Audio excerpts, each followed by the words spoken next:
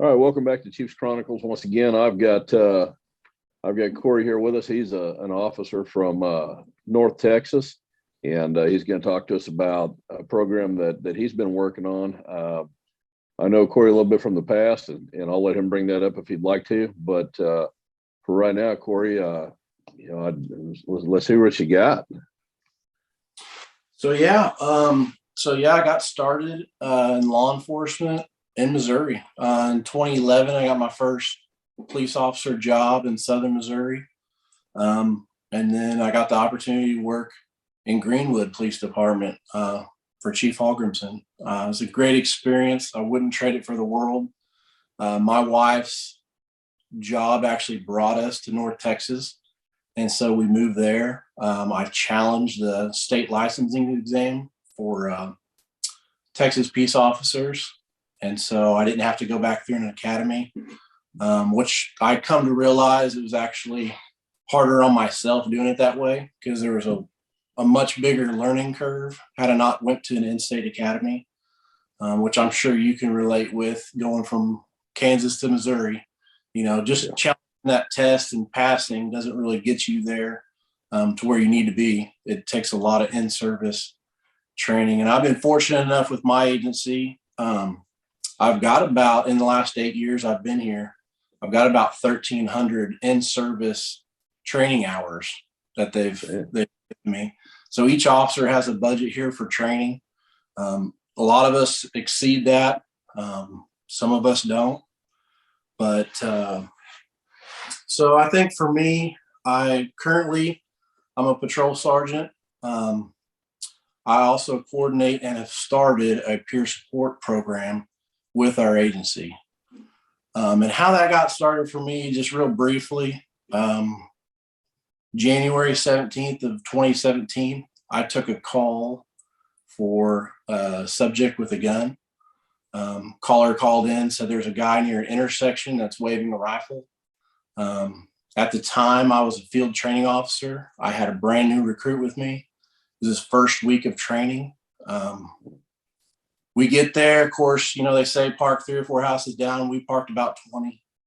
We got all of our rifle gear out, tack helmet, tack vest, everything the department issued just to prepare us for that call. Walked it in about 20 houses down. We get near the intersection. I kind of wait a while. We didn't get any more calls on it. It was just the one call. We've got plenty of person with a gun calls, in the past. So we just kept walking forward, kept pushing forward. Didn't see anybody at the time. My trainee actually pointed. We had made our way to a fence line that was about 40 yards long with no cover nearby, no hard cover. He looked through the fence panels and he saw a guy standing in the backyard just kind of acting erratically. And he drew my attention to it because I'm still over here looking at the intersection thinking that's the guy's nearby a house or he's gone inside, and I'm looking at front doors and windows. I hadn't got any more calls on it, so we weren't pushing. We were just, steady, slow and steady, just moving forward. Brought my attention to this guy in his backyard. It took me back because I had made it to this point in the fence line where I had no hard cover, nothing to retreat back to, really. I mean, our closest hard cover was going to be about a 50, 60 yard run to it. Oh, and so I got us in a position to where we had to stand our ground. So, and he alerted me to this guy in the backyard. Of course, it was a 6-foot privacy fence, so we couldn't really see over it. I was able to jump up and just catch a quick glimpse of it, and I noticed he was holding a rifle. But state of Texas, holding a rifle down by your side, your own backyard, it's not illegal.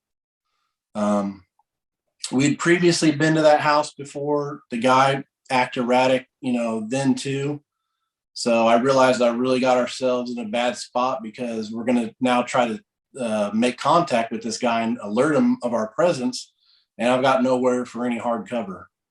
But before I could even do that, he noticed we were standing there and started to become more and more erratic. moving the rifle around, raising it up at times, putting it back down, not quite pointing it at us yet, but, just, he was yelling, saying that there's people shooting at me. I'm going to protect myself. So one of my current roles is a team leader for our hostage negotiator team. So I'm supposed to be, the calm in the chaos, per se.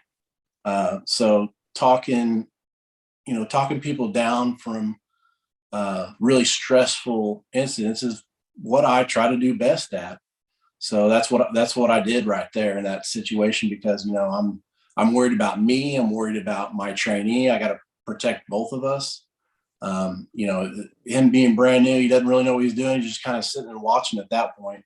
Our first week of FTO, and that's mostly what we do. We drive the car, and we just had them watch us before we even let them drive or do anything else.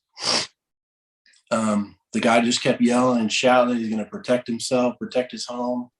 So I just tried to negotiate with him to put the rifle down and come over and talk to me. Go back in the house. I'll meet you at the front door, stuff like that. It wasn't working. And at the time, I don't even know for a fact that he knew that we were police officers.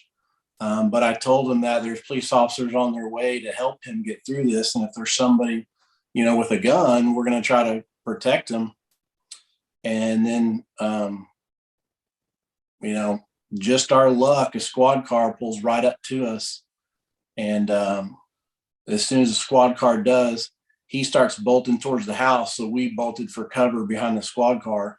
And just the way he entered his house, he kind of dove in there like, we knew that there was something going on. We would later find out that there was a mental health issue with that individual. He was also a felon with a firearm. So once we were able to get back behind the patrol vehicle, we got good cover. Patrol vehicle reversed backwards, and we just kind of walked with it till we got a good distance. I radioed, we got a perimeter set really quickly. I notified our chief of the situation we had, and being a mid-sized agency, our chief is extremely involved in everything that goes on. So made him aware of the situation. He immediately called for the SWAT team to assemble and get out there. How ours works is that department, 19 years, just an absolute pillar in the community. He worked every facet of that police department back when it was just a handful of guys. And at that time we had about 50 or 60 sworn. And Little Elm was probably about the size of Greenwood back when he got started. Yeah. And so he was the founding member of the SWAT team. His niche was SWAT sniper. That was the role he just enjoyed. He loved shooting guns. He loved building guns. And like I said, he worked every facet of the police department. He was a school resource officer for years. He loved dealing with the kids, helping shape their minds to get them ready to go out, to society and, build lives of their own. He just loved that. He was a patrol sergeant. He was a detective. His current role that day was a narcotics detective. And that's what he enjoyed. He loved working narcotics. And I think what he loved the most was, trying to reach the youth and helping them out, not just find someone with dope and put them in jail, but to give them options beyond that. And he taught that to everybody around him. Just an absolute pillar of the community. He pretty much knew everybody and everybody knew Jerry. I mean, that's just how he was. Sounds like a pretty good man. Absolutely. He got there that day. He was, like I said, he was the first SWAT team member on the scene. He set up directly across from the house, right next to another officer who was one of my perimeter guys. And then maybe 20 minutes into the situation, the first shot came out the front window. They had solar screens on the front of the house. So the shot was fired from inside the house out. The angle and the area I was at was actually on the side of the house. There was 3 officers, including Jerry, that was directly in front of the house, facing the bay windows. The first shot was the shot that pierced the glass in the screen. So it appeared people on scene thought that the shot actually hit the road. And soon as they were just trying to figure out where the shot came from, what exactly it was, just gunfire erupted. I mean, shots from inside the house and then fire, rounds coming from the officers shooting back into that.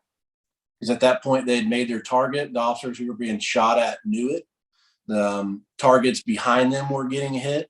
So they knew that they were being fired upon. They returned fire, and close to 100 rounds were fired in a matter of a couple seconds. The gunfire stopped. The officer that was standing directly next to Jerry calls out that he had been hit. He was shot in the neck. He went down. According to medics, there was, it was a 1 in a million shot. He was fully, the only thing that he had visible, he was laid up on the front of a pickup truck. He had his helmet on. He had his rifle vest on.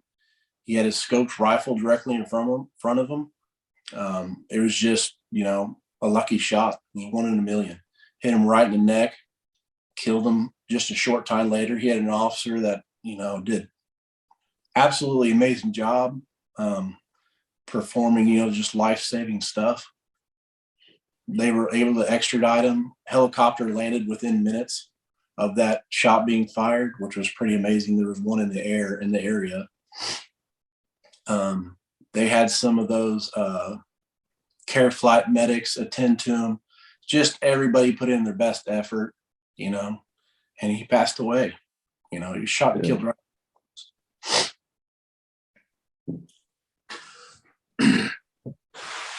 So, with that, there was probably about 20 people present for that. So it affected our department just significantly. It affected everyone. The whole town. Like I said, everybody knew him. Everybody is friends with him. Immediately after that, we never experienced anything like that, obviously. And we did what we typically do when we have a huge situation, is we reach out to an agency who's had something like that. What do you do? And then they offer their support, and they kind of advised us that you need to do a critical incident debrief, bring someone in there, help those guys out, give them resources. And that's exactly what they did. And what I will come to find later, and it's no offense to anybody involved in that, because we didn't know what to do, and we were doing the best we could at the time. And our administration did exactly that. They did an amazing job trying to get the best resources to us they could. They didn't know a whole lot better anyways, because they never experienced it themselves. So they were going through stuff themselves as well, I'm sure. And just trying to get the best help and resources to us as they could. But what you deal with when you ask another agency for help is you deal with, the people that they've vetted and what works for their department, and hopefully it'll work for your department. As you know, every department is different. We all have different needs, and that's where, each individual peer support program is huge and beneficial. Kind of how it affected me in my daily life. I was extremely sad for a long time, but I felt like I was getting over it, but I was changing and not realizing it. I was coming home. I couldn't concentrate. My wife constantly, this went on for, a couple of years at least. My wife would have to repeat, "Did you hear what I just said?" And I would be getting lost and not realizing for myself why I was getting lost.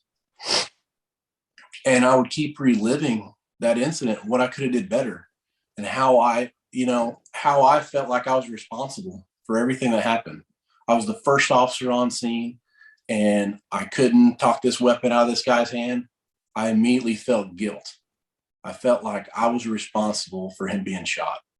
And those thoughts are going to come up, and they still do. You can't do anything about them. They just come there. The only problem is, or the only thing you could do is just try to beat it, through training, resiliency training. That's what we do a lot of. And for me, that's when I started realizing that I did have a problem and I was just suppressing it. I have a really good support system at home. My wife is absolutely amazing. I didn't know it at the time, but when Jerry was shot and killed, my wife was pregnant with our first baby. And we didn't find that out until weeks later, and he'd always teased me and asked me, when am I going to have kids? Because him being almost 50 years old, he had just had a son of his own. And he had a few other children, 3, I believe, and who were grown. And then he just had a brand new baby that he was trying to raise with him and his girlfriend. And so he kind of teased me about waiting so long, because me and my wife always talked about our 5-year plan. We wanted to be married for 5 years before we had kids. And he's like, your plans never work the way you want it. You just hurry up and do it and get it over with. And so that's the first thing I thought of, when my wife told me she was pregnant, is Jerry. Man. Well, let me ask you, Cory, when this happened, now I'm going to go down the road, say 2 or 3 weeks after the event happened. Did you withdraw from just daily life at all? I mean, did you get into any kind of seclusion event or anything like that? So, yeah, I mean, I absolutely did. We got a couple days off of work to kind of deal with things. We got a bunch of great resources were given to us, but I grew up in the era of just, rub dirt in it and take a couple when you get home, and it'll just, that you can just suppress it yourself. That's how you deal with things. We're too big and strong to reach out for help. And there's a stigma there. Across the board, there's a stigma. So, yeah, absolutely. When I went 2 days later, I went back onto patrol. And I would just drive around in the days. I was still in my role of training a brand new trainee, brand new officer, and trying to teach him, the ropes and how this works and how you do this job. And I'm just like, just lost driving around. Heck, I couldn't even drive near that part of town. Driving around and just crying for no reason, things like that. And then coming home and trying to be the husband that you want to be and just being detached. So it never dawned on me that I needed to reach out for help and talk to somebody. Like I said, I had a really good support system. And for me, it was my wife just, making me realize how I was acting and how I was doing. And that helped me tremendously. And through the years, I went through a lot more training. I became a mental health peace officer. That was a 40-hour course. The state of Texas mandated, it was CIT training for all first responders here, or all peace officers here. And that was a 40-hour class. Our negotiator class, I started realizing more. That was a 40-hour class. So about 200 in-service hours later, did I realize that I'm affected by this, Yeah. and it's a strange feeling when you learn it through your own training what's wrong with you, or at least it tips you off that, hey, something's not right with me, and you're learning that just from your in-service training. And then, of course, I want everybody to understand CIT is a crisis intervention team, and that's got a lot to do with law enforcement dealing with mental health subjects. Absolutely. And I went to most of those trainings so I could implement it in the police service that I provide on my own personal level. And that's when I came to the realization, like, oh my gosh, like I'm seeing a lot of things in these classes that I was doing to myself, Yeah. And so we went through a few resiliency training workshops, just some 8-hour courses or 4-hour blocks helped just me tremendously. And then I started realizing it was 2020. It was I think it was the beginning of 2020. I'm a part of our police officers association. I'm the vice president, and the president actually approached our town manager and said that, we have a service through our town to seek help from a psychiatrist, but nobody really wants to go to that because they think they think you're going to take your gun away. They think they're going to be a that's going to say that you can't police, you can't have a firearm, you're not, and so he really asked for someone that specifies in first responders, primarily law enforcement, and someone that we can go to that we will relate to. That had never been brought to his table. He didn't know there was a need for it, but he was open to it. He said, yeah, look into it and tell me what you guys think. I'd never been approached with that, but if that's something you guys want and feel you need, then let's look at it and see what the costs are and weigh it all out. And then fast track a few months after that, one of the captains at our fire department, great guy, incredible guy. He's now my counterpart in our peer support coordination between the fire and the police side. He actually was introduced to a lady by the name of Dr. Heather Twiddell. She runs a first program called First here in North Texas.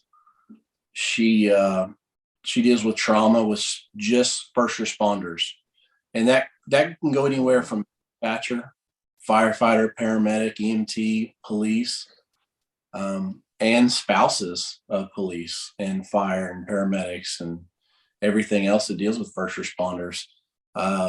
She got started in LA County Sheriff, where she started their peer support team about 7 years ago now. And she's just done incredible things for this area. She's the front runner in training for first responders and dealing with critical incidents. So she basically had this just menu of services that she opened up to us. And Jeremy was able to get her in front of our town council and our town manager and came up with a budget on these menus of service that she provided, and they approved it. I think year it was probably about $20,000 for police and fire for these services. And her menu of services was the biggest thing. It was wellness checks, annual wellness checks, where every single first responder sits in front of a doctor annually and just talks. She'll do a resiliency class. You're going to have a lot of kickback when you do that. You're going to have people say, well, I don't want to go do that. Why am you can't force me to go to a mental health psychiatrist, and then all these people think that, it's going to be mandatory and we don't want to do that. You know what? It's training. We make mandatory training every single year. And that was part of it. Chief was real big on, if we're going to adopt this program, we're going to spend this money, everybody's going to do it. We're going to be all in or we're not at all. And so he made it mandatory as training. You could go into this room and just sit and listen. You don't have to talk. You don't have to open up. It's just the doctor kind of training you on what it means to be resilient and deal with some of these crises that come through your life, and shows you how your brain works, how the ups and downs and the crashes, and how that looks in your home life and how that compares to a normal citizen compared to a first responder. Our ups are going to be higher and our lows are going to be lower, and it's going to be constant because, there is that adrenaline dump when you take that hot call or you make that good arrest, and then you're going to have a dump.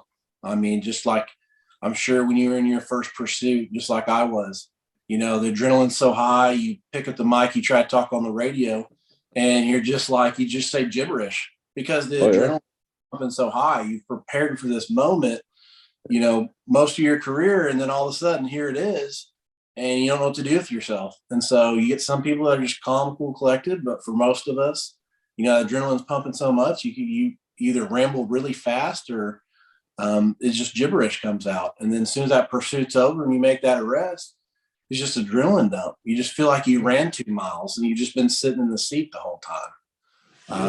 Kind of the same thing when you go from call to call and deal with those situations. So there could be we've decided that critical incidents just aren't the typical officer involved shooting. They're anything from a drowning to, where you've done CPR on someone, and everybody perceives a critical incident differently. It could be something as little as a death notification, if you would even call that little, because just being there at the family's house, notifying them, that a loved one's gone, and being there for those emotions. Sometimes it's hard. You go back in your car and you think about how it's going to affect that family for the rest of their life. And, you just kind of just told them that it's going to be a bad day and someone's not coming home. And then you got in your car and you left. And that affects everybody differently. And that could constitute, an incident debrief. So with her menu of services, she did the annual wellness checks. That's how we kind of kicked it off. And she gave us the opportunity to use her for critical debriefs. That's when I decided that, since every critical incident affects people differently, that we'll just play it case by case basis. We'll talk to the supervisor. If any, I read the blotter every day to see if there was a big incident, reach out to them, just talk to them. It's just a part of peer support. And how I got the opportunity to be in the place I'm in, we had a second officer involved shooting in 2020. And that subject did not die. However, there was about 4 officers who were less than 1 year in service, police officers, on that scene, saw everything, was involved in everything. So when I woke up that morning and I heard about what had occurred the night before, I reached out to the chief, and I just knew, that we need to get these guys resources. It's not something we've ever done before. I knew that the town next to us, they had developed a peer support program. The agency is about 3 times the size of us. They had been running it for a little over a year or 2, and I had heard good things about it. So I reached out to them once again. Hey, can you send over your peer support guys? We had an incident. Chief gave me the green light on it. And then after that, we gave them all the resources. Some reached out for extra resources, which was great. I thought it was awesome. So it's almost like, we hit a home run out of the park trying to help these guys out. And the chief approached me and said, you really have a knack for this stuff, and you want, to help people out and get them resources. What do you say you start a peer support program in our agency and coordinate it? And just tell me what that looks like. Reach out to other agencies, see what they're doing, see what kind of training they're going through. Tell me what it costs, and let's run some numbers, and let's look into what kind of programs you can come up with. And so I knew for me, I had to start with a policy. I had to get people comfortable in reaching out for resources. And the only way to do that is to literally write a policy on confidentiality, which is huge. People need to know that they can come to you and say stuff, and it's not going to get back to everybody in town. Everybody at the PD isn't going to know that you're going through a situation. And that's what I take the most seriously about, is the confidentiality. So I was able to select 5 other peer support members within our agency. I got to hand pick them. Some of the guys that are on my negotiator team, and girls, I've got 2 females, and they range from 20 years of experience to 3 years of experience. Actually, most of them are all negotiators. So really good talkers, just people that I know that the officers are going to feel comfortable to come to and talk to. And I make them sign basically like a contract. Read the confidentiality thing. You signing this says that you basically can keep a secret and you're not going to talk about it, or it will lead to punishment, and if not termination, if you break this policy, because we're going to write it into policy and it's going to be there forever.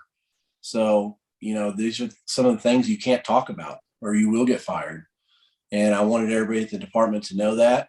And it took a while, because there is such a stigma with it. And, we have a little over 80 sworn officers. A lot of them have been there close to 20 years, some of them.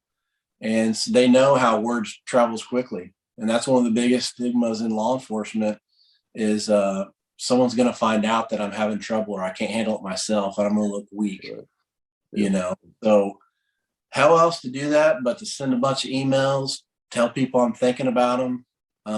I sent myself and my whole team, peer support team, to a 3-day class put on by Dr. Twiddell and her company called FIRST. It's First Responders Stress and Trauma. She brought people from all over the country to this class to speak. People who have dealt with trauma, people who have contemplated suicide, tried to carry out suicide, how dealing with some of the stresses and traumas in our job, how it's affected them in their home life. One of the guys I'll never forget, he got up and he's talking about how much he loves marriage. He's like, oh, I love marriage. I love being married. So I've been married 4 times. I love it that much. And it was his 4th marriage till he realized that, it's affecting, it's not just affecting me. This affects my family. This affects every of it. And then a light went off. Oh my gosh, we need to start implementing our spouses or our significant others in these trainings. So Dr. Twiddell, like I said, she had that menu of services. One of them is a spouse boot camp that she does. She'll bring you and the spouse in and with a group of people and just kind of dissect, what the brain does to a first responder and how we act and why we act a certain way, and how that loops into everything. And then boom, they understand like, oh my gosh, yeah, that's why my husband acts that way. That's why my wife acts that way. So that sounds like the kind of training that man, that'd be good work. I mean, hell, nationwide, they should have training like that. Absolutely. And being in those trainings, what really made me think about stuff, and this is how agencies could really bring the fight to the table with a town that doesn't want to pony up the money to start something like this, is we try to be extremely proficient in firearms.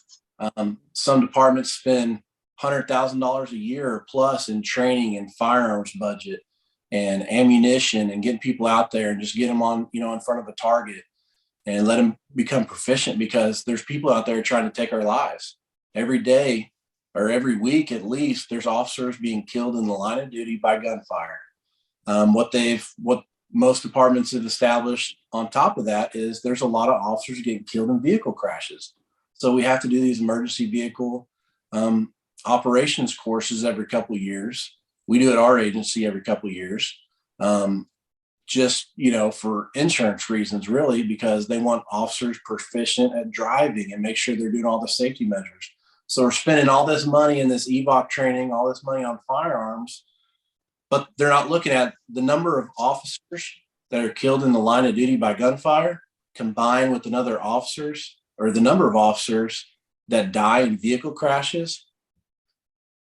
You can double that number and still not count as many officers that take their own life.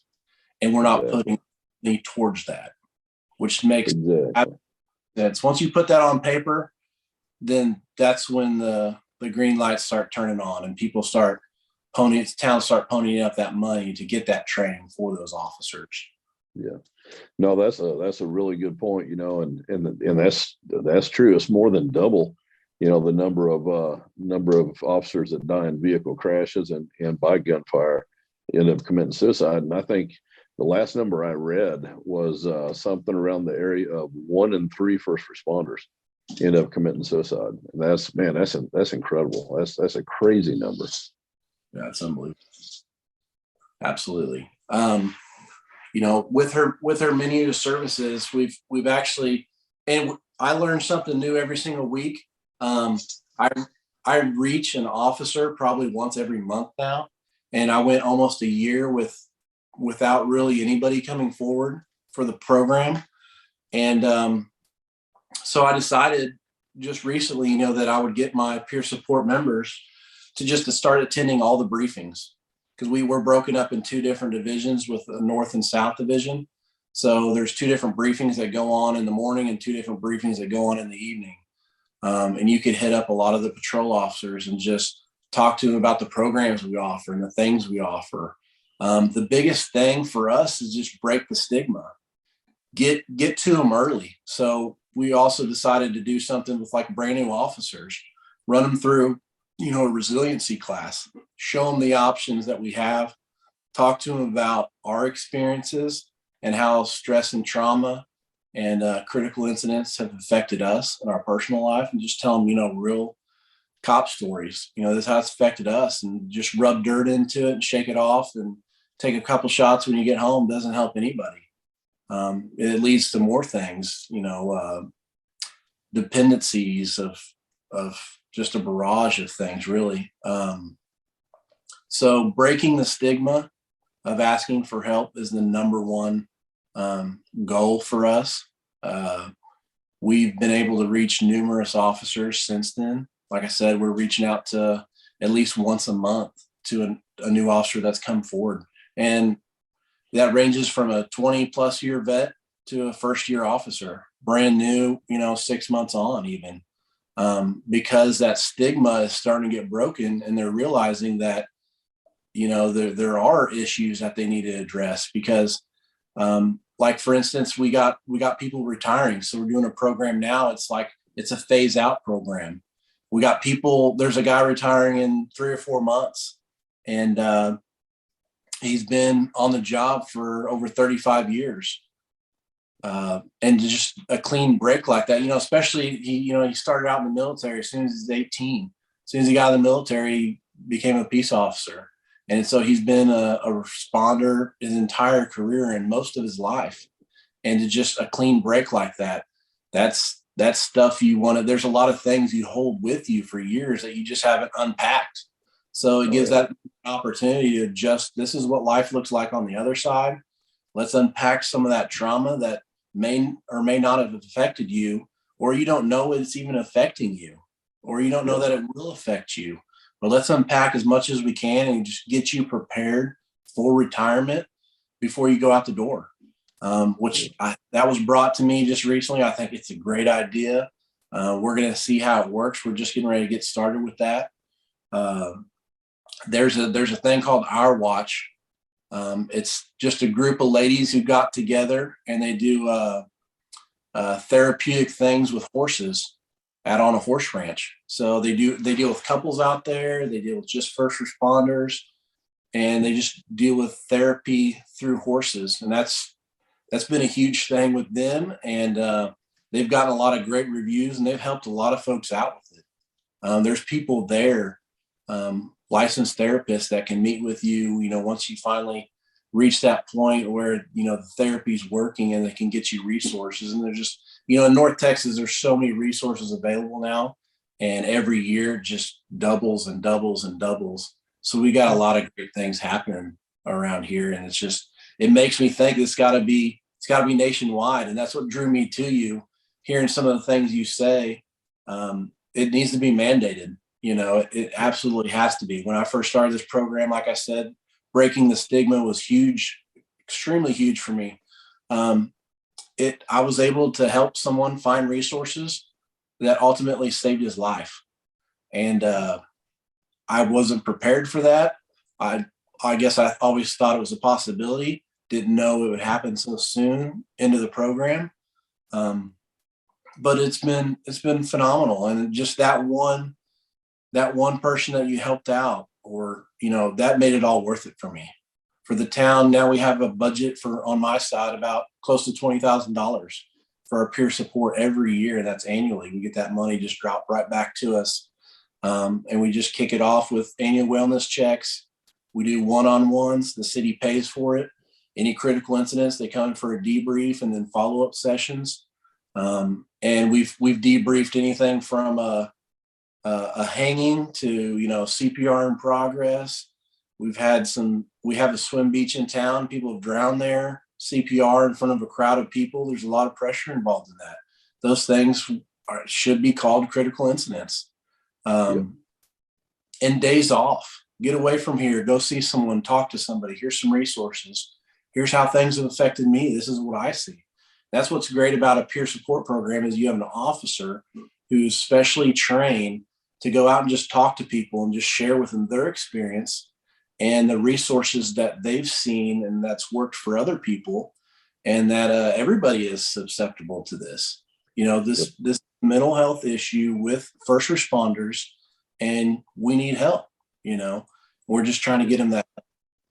So, well, I know there's a lot of officers out there, myself included,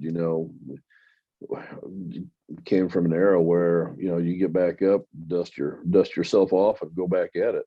And that's a tried method that's failed, and so I really like what you're talking about, and the being having that peer program, and getting into the mental side of things, especially what you were saying about having spouses at the training. That, to me, that would be huge, because they're going to notice the signs before anyone else does, in my mind. So yeah, I think that's perfect.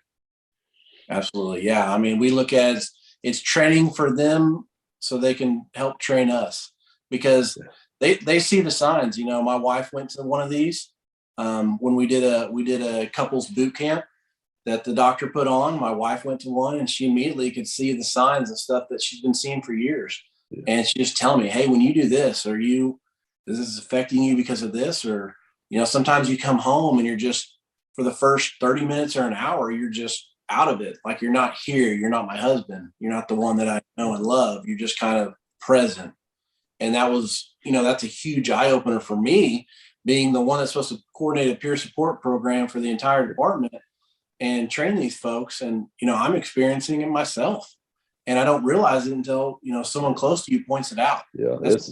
Spouses in these classes, teaching them what they deal with, teaching them the warning signs so they can, shake them and say, hey, you're screwing up. Like, something's wrong with you. We need to get help. We need to get through this. If you truly care about your spouse and you want to help them out, we all experience this. We're all a family. We all take care of each other. So get everybody trained up on it, and let's get through this together. And absolutely, we need mandates. I mean, it's got to start from the top down. Yeah, I agree with you. And I don't know if it was started at a federal level or a state level, or where it would go. But I mean, with what you're talking about, especially with the peer program and the resources that you've got there in your area, it sounds like Texas is probably on the ball pretty well. At least a lot more on the ball than say Missouri is. But to me, the biggest part of this is there's a big change in law enforcement right now, and it's the days of get up, dust yourself off, and walk away from it are ending, and the new days that are coming in are what you're the new era of, and that's, hey, we're going to take care of our own in every way possible to make sure you're able to do the job and you're healthy. And I think that's commendable, man. That's a really good thing. Absolutely. No, I 100% agree. And I get alerts all the time now from grants that are circulating through the federal government on down. And they're grants for mental health program, wellness programs. That's what we call ours, is a wellness program. But for peer support, wellness programs, mental health stuff within a department, those grants are out there. And what I found out is, if it's best to try for that grant first, because what you're going to find out, if, like in my situation where we got the money first and we started the program, our town was gracious enough and our chief was gracious enough to push that forward to get that funding. Now that we got that funding, what you're going to find out is some of these grants, they won't fund a department that's already got funding allocated for wellness programs.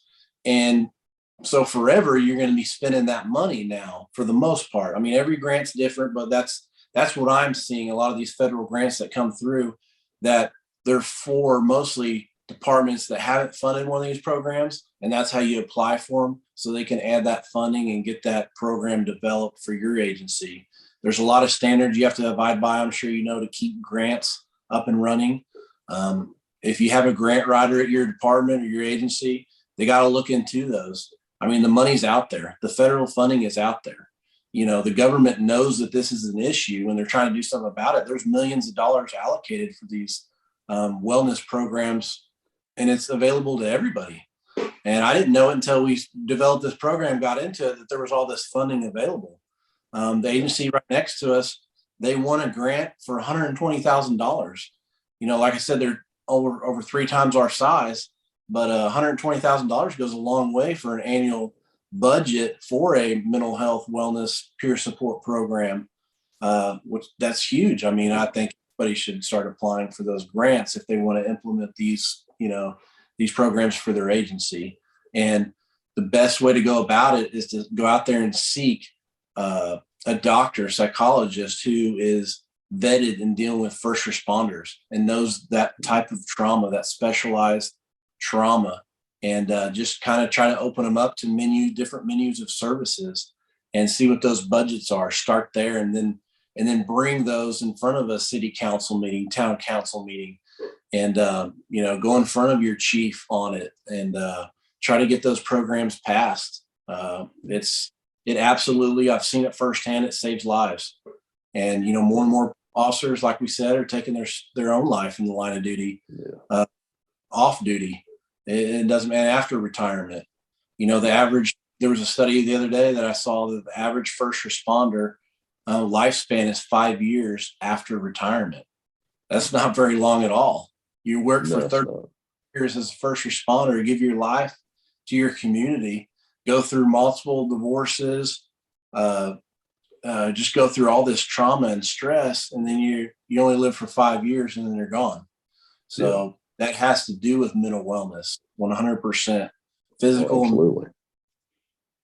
So and I think the peer program and the mental health and mental wellness programs that departments can develop, they have to carry on with the people that do retire, and part of that pension should be that mental wellness. Absolutely, no, I agree with that 100%. Yeah. Well, Cory, man, I appreciate you talking and explaining everything to us about what you've done at your department. I'm proud of you. That's you've done some good things, man, and I don't mean that as something small. That's what you're doing is a legacy. I appreciate it. Thank you. Absolutely. So what I'll do is, if anybody has any questions about what you're doing as far as policies or anything like that in place, I'll have them leave a comment on the channel. And then I'll go ahead and forward stuff over to you because I don't want to put your information out there. But other people that would like to ask questions about it, I can get all that stuff to you. Absolutely. No, I appreciate that. And I welcome that. I welcome anybody reach out to me. I got policies and procedures that, I've gotten help from other agencies. So we all help each other as a community. And I'm willing to help anybody who wants to reach out to me. Well, that's awesome. All right, Cory, man, I appreciate it very much. I hope you have a good night. All right, you as well, Chief. Bye. All right, thank you. This is Chiefs Chronicles signing off.